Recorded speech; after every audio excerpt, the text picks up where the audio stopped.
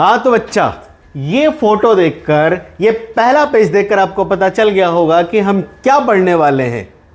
तो मैं आपको बता दूं, class 9 science exploration chapter 6 how forces affect the motion. अरे यार, अभी तो सर एक चैप्टर दिया था मोशन डिस्क्राइब अराउंड अस, फिर ये फोर्स। तो देखो, अगर लाइन बाय लाइन एनसीईआरटी को मजे के साथ और हर कॉन्सेप्ट के साथ पढ़ना है तो आप बहुत सही जगह आए हो। अब देखते जाओ वीडियो में हो क्या क्या रहा है, बता क्या कर रहा हूं। तो सबसे पहले पढ़ने का जो पूरे द चैप्टर इंटायर, अगर चैप्टर की हम बात करें तो हमको ये 4 टॉपिक पढ़ना है। इस 4 टॉपिक में पूरा चैप्टर खत्म है।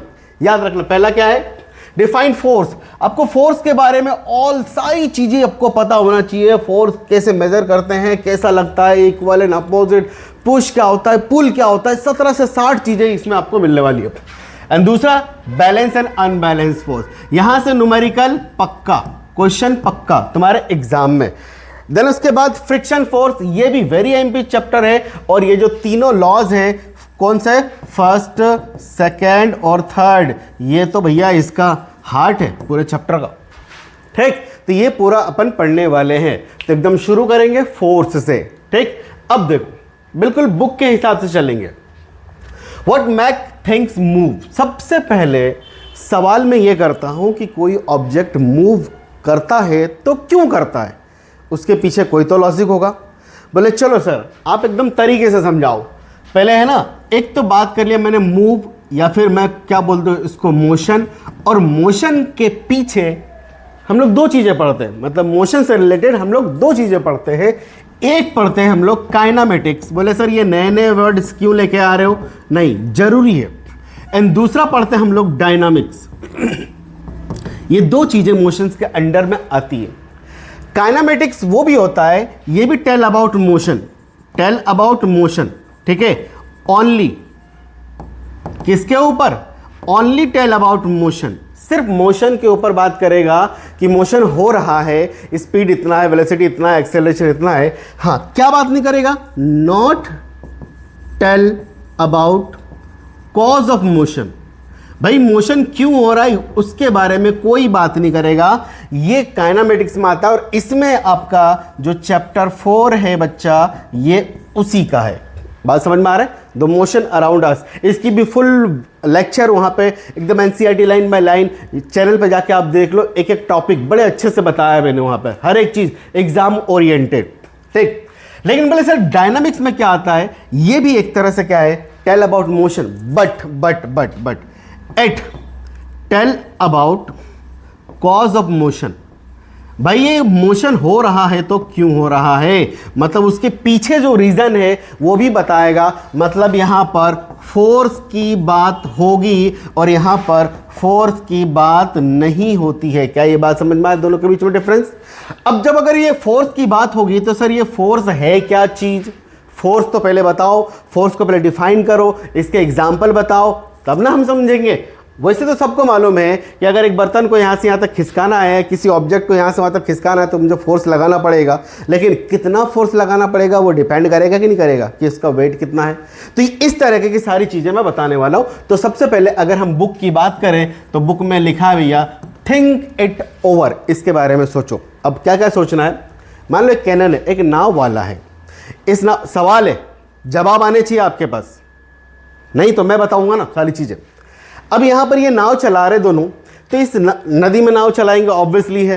तो यहाँ पे 3 कंडीशन दिया इन लोगों ने। पहला कंडीशन, अगर नाव के अपोजिट डायरेक्शन, जैसे कि है ना पानी इधर फ्लो कर रहा है, तुम इधर चला रहे हो, तो क्या होगा इसका मोशन, फोर्स किधर लगाना पड़ेगा। या फिर ये क्या दिख रहा है, ये इसके पैडल दिख रहे हैं, पैडल। तो 3 कंडीशन क्या है, what happen when you push your paddle against the water.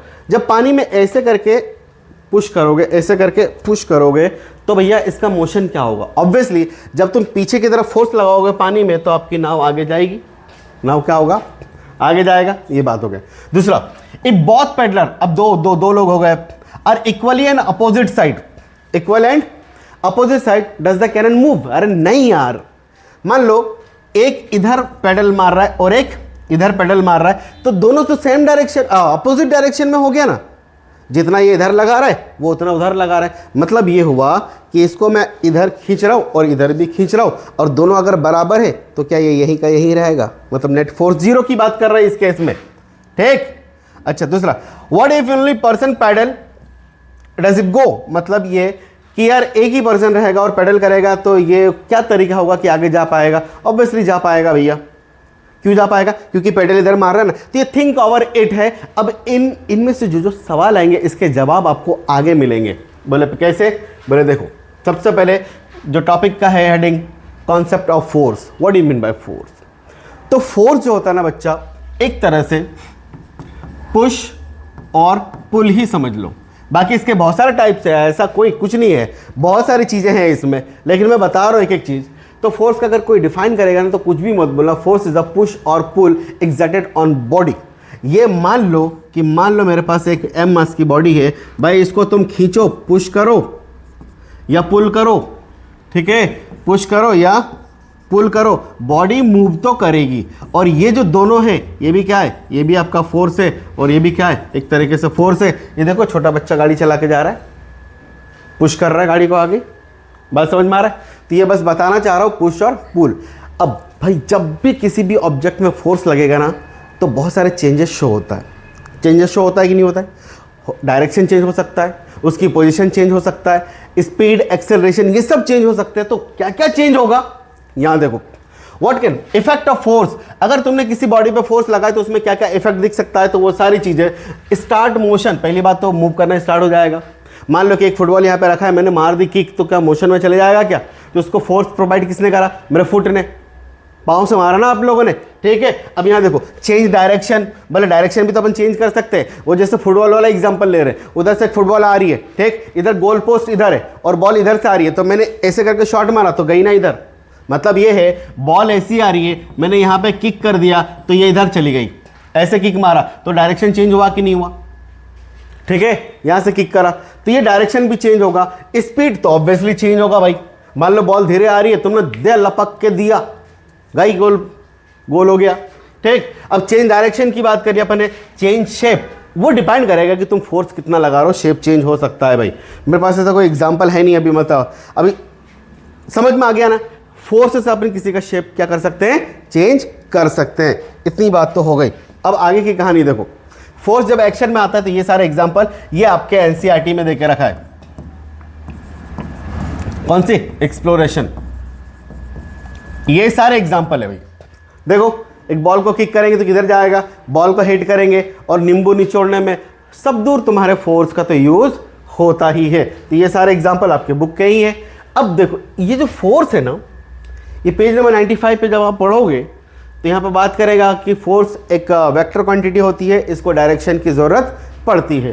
तो उसके हिसाब से फोर्स को अगर हम डिवाइड करें, फोर्स को अगर हम टाइप की बात करें तो दो टाइप के होता है, एक होता है आपका कॉन्टैक्ट फोर्स और एक होता है नॉन कॉन्टैक्ट फोर्स। मतलब फोर्स तो लगता है भैया, लेकिन एक में फिजिकल टच होगा और एक होगा फिजिकल टच नॉन कॉन्टैक्ट, और एक में फिजिकल टच का कोई लेना देना नहीं है। तो सबसे पहले अगर कोई बात करे कॉन्टैक्ट फोर्स क्या होता है, एक तरह से different between contact and non contact forces का है।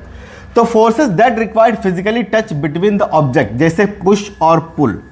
पुश और पुल ऐसा भाई उसको तो पकड़ना ही पड़ेगा, फिजिकली आपको जाकर टच करना ही पड़ेगा। दूसरा फ्रिक्शन फोर्स, जो अगला मेरा बहुत इंपॉर्टेंट टॉपिक है, या आगे इसके बाद आएगा। नॉर्मल फोर्स, टेंशन देखा ना, एक रस्सी ऐसा अगर खींचो तो वो एकदम बिल्कुल तन जाती है, टेंशन डेवलप हो गया। तो ये जो है ना, इन हर एक केस में फिजिकल टच की जरूरत होती है। लेकिन नॉन कॉन्टैक्ट फोर्स जिसमें विदाउट फिजिकल टच, इसमें कुछ भी नहीं। अब एक पेन को अगर मैं नीचे छोड़ दूँ तो नीचे गिर रहा है क्या, ऐसे छोड़ दूँ तो नीचे गिर रहा है क्या, तो इसको नीचे कौन लेके जा रहा है, कोई तो फोर्स होगा, ग्रेविटेशनल फोर्स। दो मैग्नेट को अगर आप पास लेकर आते हो तो चिपक जाता है क्या, या रिपेल करता है क्या, क्या वो कांटेक्ट में है, नहीं, थोड़े दूर है कि नहीं है, तो उस केस में क्या होगा भैया, चिपक जाएगा।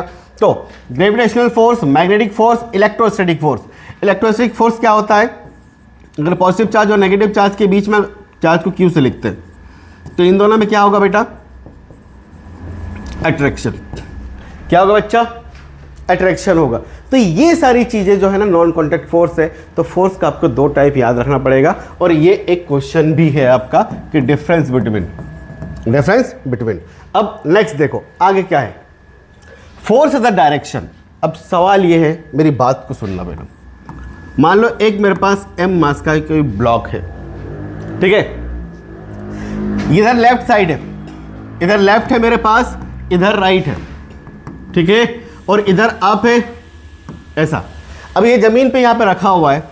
अब तुमको किसी ने बोला कि यार इसको घिसकाओ, मान लो कि इधर लेके जाना है, इधर इसका डिस्प्लेसमेंट इधर करना है, तो आपको फोर्स किधर लगाना पड़ेगा? क्या इस डायरेक्शन में फोर्स लगाना पड़ेगा? क्या डायरेक्शन लगाना पड़ा? बोले यार इसको घिसकाओ, राइट साइड की तरफ उसको मूव करो, तो किधर फोर्स राइट साइड की तरफ लगाओगे कि इधर लगाओगे? ये तो बेवकूफ़ी हो गई ना, ठीक है। इसको उठाओ तो क्या इसको दबाओगे? नहीं, इसको ऊपर की तरफ ही आपको फोर्स लगाना पड़ेगा। क्या ये बात समझ में आ रहा है? इसको इधर लाओ तो इधर लाओ तो इधर फोर्स लगाना पड़ेगा। तो कुल मिला के फोर्स का एक डेफिनेट डायरेक्शन होता है। समझ में आ रहा है बच्चा? क्या होता है? एक डायरेक्शन होता है। तो वो डायरेक्शन कुछ इस तरीके से होता है। मतलब ये कहना चाह रहा हूं, फोर्स जो है ना, फोर्स नीड डायरेक्शन। अब नीड डायरेक्शन जब भी हो जाता है तो ये हो जाता है आपका वेक्टर क्वांटिटी। और वेक्टर क्वांटिटी के बारे में मैंने मोशन बता रखा है। मोशन जो चैप्टर 4 है ना, उसमें मैंने बता रखा है कि वेक्टर क्वांटिटी क्या होती है, ठीक है। मतलब ऐसी फिजिकल क्वांटिटी जिसको डिफाइन करने के लिए आपको डायरेक्शन बताना ज़रूरी है, मतलब मैग्नीट्यूड के साथ डायरेक्शन बताना भी ज़रूरी है, उसको हम लोग बोलते हैं वेक्टर क्वांटिटी, ठीक है। अच्छा, नीड डायरेक्शन के साथ साथ मैग्नीट्यूड। मैग्नीट्यूड मतलब एक न्यूमेरिकल वैल्यू। अभी बताता हूँ इसकी ऐसा यूनिट वगैरह। अब मान लो ये 50 किलो का है और तुम इसको उठा रहे हो इसको, और तुमने ऐसा पकड़ा और उठाया, उठा ही नहीं। मतलब ये है कि अगर ये 50 किलो का है तो आपको इससे ज़्यादा वेट अगेंस्ट ग्रेविटी ऊपर लगानी पड़ेगी क्या? तभी तो जाके उठ पाएगा, अदरवाइज ये नहीं उठेगा। तो ये अगर मान लो कि इसको उठाने के लिए मुझे 60 न्यूटन लग रहा है, कितने न्यूटन लग रहा है? 60 न्यूटन। तो क्योंकि 50 है ना, इसे ज़्यादा ही लगाना पड़ेगा ना, तो किधर लगाना पड़ेगा? ऊपर की तरफ। तो ये जो है ये क्या है? मैग्नीट्यूड। ये तो यूनिट अभी बात करेंगे मैग्नीट्यूड के बाद। और यहां पर मैग्नीट्यूड के बाद डायरेक्शन तो यहां पे हिडन है कि किधर लगा रहे हैं हम लोग? ऊपर की तरफ। तो दोनों चीज लग गई। तो फोर्स इन डायरेक्शन मतलब ये होता है एक वेक्टर क्वांटिटी होती है। तो याद रखना भैया, एक आईएमपी क्वेश्चन बनती है यहाँ पे। कैसे बनेगी? अब यहां देखो, मान लो कि अच्छा वेक्टर क्वांटिटी की बात कही ना, तो फोर्स को ना लोग ऐसे भी लिखेंगे। जब वेक्टर क्वांटिटी आ जाएगी तो फोर्स एफ के ऊपर ऐसा वेक्टर, जैसे इस केस में 60 बोला था ना, तो 60 न्यूटन।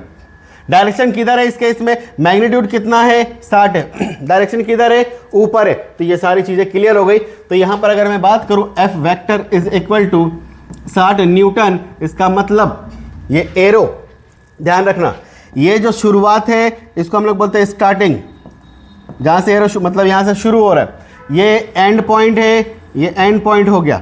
और बीच में जो लेंथ दिख रही है यहां से यहां तक, इसको हम लोग बोलेंगे मैग्नीट्यूड। और इस केस में हमने मैग्नीट्यूड कितना ले लिया? 60। डायरेक्शन किधर है? ऊपर की तरफ, ठीक है। और जिधर एरो उधर डायरेक्शन होगा इसका। Which way the force act, किधर? ऊपर लग रहा है। यहां देखो magnitude, how strong there for force, मतलब कितना ज्यादा फोर्स लगाया वो मैग्नीट्यूड है। क्योंकि उस बॉडी को उठाने के लिए आपको भी एक स्पेसिफिक फोर्स लगानी पड़ेगी जिससे वो उठ जाए, अदरवाइज आप उठा ही नहीं पाओगे। कम फोर्स लगाओगे तो वो उठेगा ही नहीं, ठीक है। एरो क्या बता रहा है? Length is equal to magnitude. इस एरो का लेंथ यहां से यहां तक जो होगा वो क्या बताएगा? आपका मैग्नीट्यूड। और टिप क्या बताएगा? डायरेक्शन। टिप क्या बताएगा? डायरेक्शन। तो ये सारी चीजें होती है फोर्स के बारे में। तो फोर्स से अगर हम बात करें तो फोर्स जो होता है बच्चा वेक्टर क्वांटिटी होती है। और इसकी अगर ऐसा यूनिट की अगर हम बात करें तो ये होता है न्यूटन, ठीक है। ये न्यूटन सर आइजैक न्यूटन के नाम से रखा गया था। और सर आइजैक न्यूटन जो है ना, कायदे से इनके पिता का नाम था। इसके पीछे बहुत बड़ी स्टोरी है, बताऊंगा फिर कभी। ये न्यूटन हो गया, ठीक है। इतनी बात हो गई। अब आगे की कहानी क्या है ये देखो। The unit of force is the Newton. ऐसा यूनिट फोर्स क्या बोलोगे भैया? न्यूटन। किससे मेजर करते हैं हम लोग? एन से, ठीक है, नाम आफ्टर उसके पापा के नाम से रखा गया था। और ये कब, जब इन्होंने लॉज ऑफ मोशन डिस्कवर करा। वो जो 3 लॉज ऑफ मोशन है ना, फर्स्ट सेकंड थर्ड लॉ, उसके डिस्कवर के बाद ये ऐसा यूनिट दिया गया फोर्स का। अब यहां पर सोचने वाली बात है, ये बड़ी ही इंपॉर्टेंट लाइन है। बोल रहे हैं क्या मालूम है, 1 न्यूटन इज रफली the force of gravity on a 100 gram Apple. Newton जो साहब है ये एप्पल से बड़ा फेमस है। वो सेब गिरा था, ग्रेविटी कैलकुलेट करी थी इन लोगों ने, यार इन्होंने। चलो इसको समझाता हूँ। मान लो यहाँ पे रखा है मैंने, एक एम मास की बॉडी है, ठीक है। क्या ये बॉडी नीचे इसका वेट लगेगा, W=m और g होता है, उसका मास और उसकी ग्रेविटी नीचे लगेगी। अरे अभी पढ़ोगे आगे ना, फोर्स = मास × एक्सेलरेशन, कभी तो देखा होगा, ये तो होता ही है ना। और यही वेट क्या हो जाता है आपका, ग्रेविटेशनल फोर्स, एक तरह से फोर्स हो गया। तो अगर मैं बात करूं F मास × क्या हो गया, ग्रेविटी। और ग्रेविटी की वैल्यू सबको मालूम है 9.8 मीटर पर सेकेंड होता है। नियर अबाउट हम क्या ले लें, इसको 10 ले लें। क्या नियर अबाउट क्या ले लिया, 10। अब मुझे क्या डिफाइन करना है, 1 न्यूटन। क्या डिफाइन करना है, 1 न्यूटन, ठीक है। तो अगर मैं बात करूं 1 न्यूटन बराबर कितने ग्राम होगा, तब भी सिखा देता हूं मैं। मास मान लो कि मेरे पास इसमें कितना दे रखा है, 100 ग्राम, 100 ग्राम। अरे ये तो निकालनी है अपनों को। या फिर ऐसा कर लो ना, F = 100 ग्राम × 9.8। अरे यार एक सेकंड, यहां देखो। अगर मैं इस केस में बात करूं ना, तो इस फॉर्मूले से मैं इसको निकाल सकता हूं। कहां गया, हाँ, F = मास × ग्रेविटी। अगर यहां पे 1 न्यूटन निकालना हो तो मास ये काहे में रहता है, न्यूटन में। मतलब जो भी बात करोगे आप केजी में बात करोगे। तो अगर 100 ग्राम बात करी तो मतलब 0.1 केजी हो गया क्या, ठीक है। अब 0.1 केजी मतलब F = क्या हो जाएगा, 0.1 केजी इंटू इसको 10 मान ले, तो F बराबर क्या हो गया, 1 न्यूटन हो गया। F बराबर 1 न्यूटन। अरे नहीं समझ में आएगा क्या, नहीं समझ में आया। 100 ग्राम बोला ना, तो मास को मैंने कन्वर्ट किस में कर लिया, 1 केजी में। 1000 से डिवाइड कर दिया, तो फोर्स बराबर मास इंटू जी को मैंने लगभग 10 मान लिया। तो ये देखो F = 1 न्यूटन आया, 1 न्यूटन आया। तो 1 न्यूटन आप डिफाइन कर सकते हो। मतलब अगर कोई अंदाजन बोले कि यार अगर मेरे पास 100 ग्राम का कोई भी चीज़ है तो उसमें कितने न्यूटन का फोर्स लगा है कि उठ जाए, तो 1 न्यूटन। ये बात हो गई। चलो अब उसके बाद जब एनसीईआरटी जब खोलोगे तो आपको मिलेगा measuring the magnitude of a force. यार फोर्स कितना होता है, कैसे मेजर करोगे, तो इसके लिए ना एक मेजरिंग स्केल होता है। उस स्केल को कोई बहुत बड़ी बात नहीं है, मैं समझा देता हूँ। ये स्केल है, यहाँ पर अलग अलग वेट के हिसाब से यहाँ पर स्केल में क्या है, मार्किंग है। स्केल में क्या है, मार्किंग है बच्चा, ठीक है। अब जैसा आप यहां पे वेट रखोगे, जैसा ये वेट रखोगे, ये वेट है, वेट बोलो या फिर या क्या बोलो, यहां पर वो बॉडी को हैंग करा मैंने, बॉडी को हैंग करा, तो जितना वेट होगा उतना यहां पे रीडिंग आएगी। अगर मान लो यहां पर मैंने कोई हैवी वेट रख दिया और इसकी रीडिंग आई यहां पर 10, तो क्या पता है 10 न्यूटन का फोर्स लग रहा है इस पे। कितने न्यूटन का, 10। और अगर 50 आ रहा है और 50 में रीडिंग आ गई तो उसमें लग रहा है 50। तो ये इस तरीके से एक मेजरमेंट स्केल होता है। एनसीईआरटी में डायग्राम दे रखा है।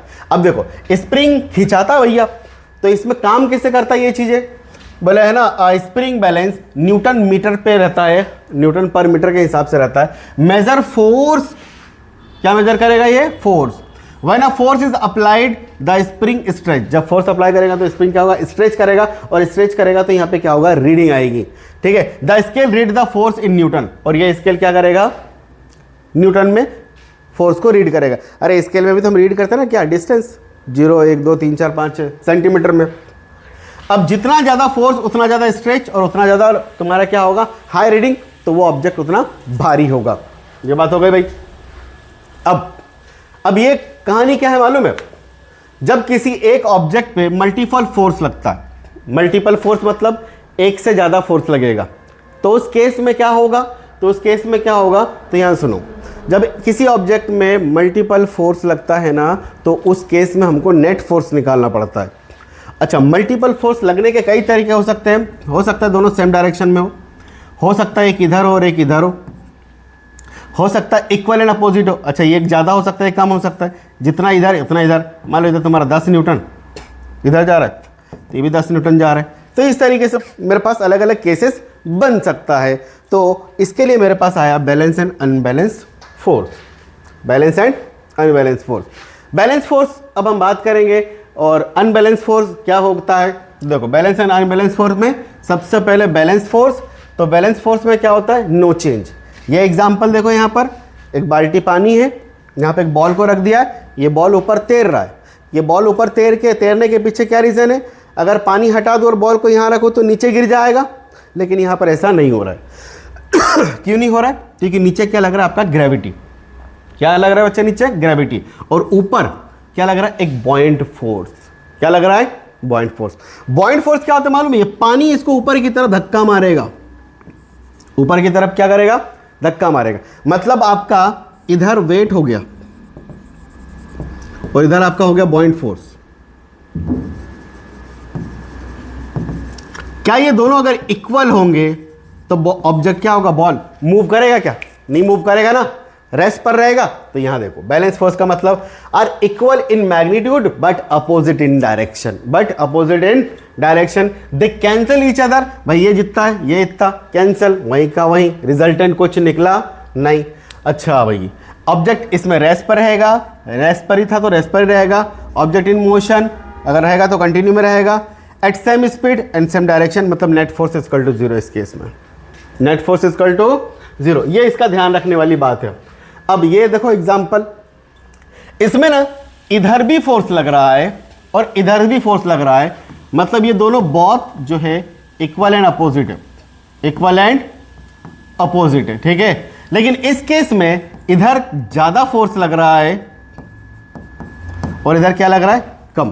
तो ऑब्वियसली रिजल्टेंट किधर आएगा, इधर की तरफ आएगा। यही देखो, गाड़ी को धका रहे हैं ये लोग। अब ये जो है ना, जो समझाने का सबसे बेस्ट एग्जांपल है, वो इस एग्जांपल से आप इसको समझ सकते हो।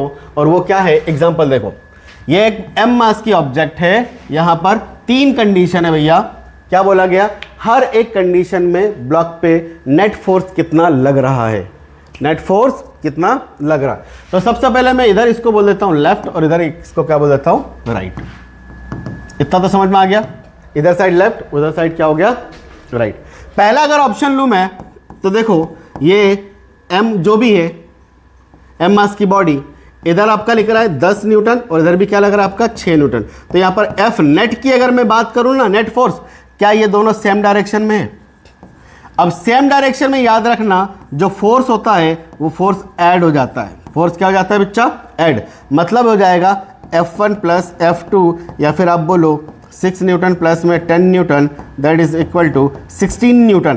क्या इसमें स्पीड अप हो जाएगा, ये क्या इसकी स्पीड बढ़ जाएगी, हाँ। तो F नेट क्या आया भैया, सेम डायरेक्शन में, तो इसलिए एड अप हो गया। लेकिन इस केस में अगर देखोगे आप, अच्छा इसमें डायरेक्शन की अगर कोई बात पूछेगा तो क्या बोलोगे मालूम है, बॉडी जो है ये object move in the direction of net force और टुवर्ड राइट, और किधर, राइट की तरफ मूव करेगा वो। दूसरा m मास की बॉडी को, दूसरे को इधर लग रहा है मेरे पास 10 न्यूटन, इधर लग रहा है मेरे पास 6 न्यूटन। भैया नेट फोर्स देख के समझ में आ रहा है, अगर F नेट, अगर फोर्स आपका अपोजिट डायरेक्शन में, अपोजिट डायरेक्शन में है, ठीक है, देन सबट्रैक्ट होगा। देन क्या होगा, देन सबट्रैक्ट होगा। किससे सबट्रैक्ट होगा, बड़े में से छोटे को घटाओगे। तो अगर इस केस में अगर बात करूं F नेट की, अगर बात करें तो F नेट का जो होगा, F net is equal to 10 newton minus में 6 newton, that is equal to 4 newton, और एक इधर लगेगा टुवर्ड राइट की तरफ। क्यों क्यों क्यों, क्योंकि ये अगर मान लो इसको F1 बोल दिया, इसको F2 बोल दिया, तो मेरा F1 ज़्यादा है ना F2 से, तो जिधर ज़्यादा फोर्स होगा बॉडी उधर ही तो मूव करेगी। ये क्वेश्चन हो गया। अब इसको अगर हम देखेंगे तो ये जो है ना भाई, इसमें भी अपोजिट डायरेक्शन में है, लेकिन एक इधर ज़्यादा है। इस केस में देखो ना बच्चा, क्या बोल रहा है, m मास की बॉडी, इधर लग रहा है मेरा 10 न्यूटन और इधर लग रहा है मेरा 6 न्यूटन। तो एफ नेट जो हो जाएगा इस केस में किधर आएगा, किधर आएगा, इधर की तरफ। अच्छा एक बात बताऊं मैं तुम लोगों को, यहाँ पे वेक्टर में अगर तुम इधर जाते हो, इधर जाते हो तो पॉजिटिव और अपोजिट जाते हो तो नेगेटिव, मतलब इसका एफ नेट में निकालूंगा तो क्या जाएगा मालूम है, मान लो इधर वाली डायरेक्शन को तुमने पॉजिटिव लिया तो इधर वाली को क्या लेना पड़ेगा, नेगेटिव। तो 6 न्यूटन माइनस ऑफ 10 न्यूटन हो जाएगा, मतलब F net is equal to minus का 4 न्यूटन हो जाएगा। और ये जो है ना कायदे से एफ नेट तो क्या है मेरे पास 4 न्यूटन ही है, लेकिन ये नेगेटिव साइन क्या इंडिकेट कर रहा है मालूम है, फोर्स लेफ्ट की तरफ लग रहा है, टुवर्ड लेफ्ट। फोर्स किधर लग रहा है, लेफ्ट की तरफ लग रहा है। तो ये एक छोटा सा टॉपिक जो हमने पढ़ा है। अब मैं इसका आगे वाला टॉपिक जो है ना फ्रिक्शंस, वो फ्रिक्शन बताऊंगा, पार्ट वाइज पढ़ेंगे बच्चा हम लोग, ठीक है। अभी तक जैसा भी लगा आपको प्लीज थोड़ा सा अपना फीडबैक देना।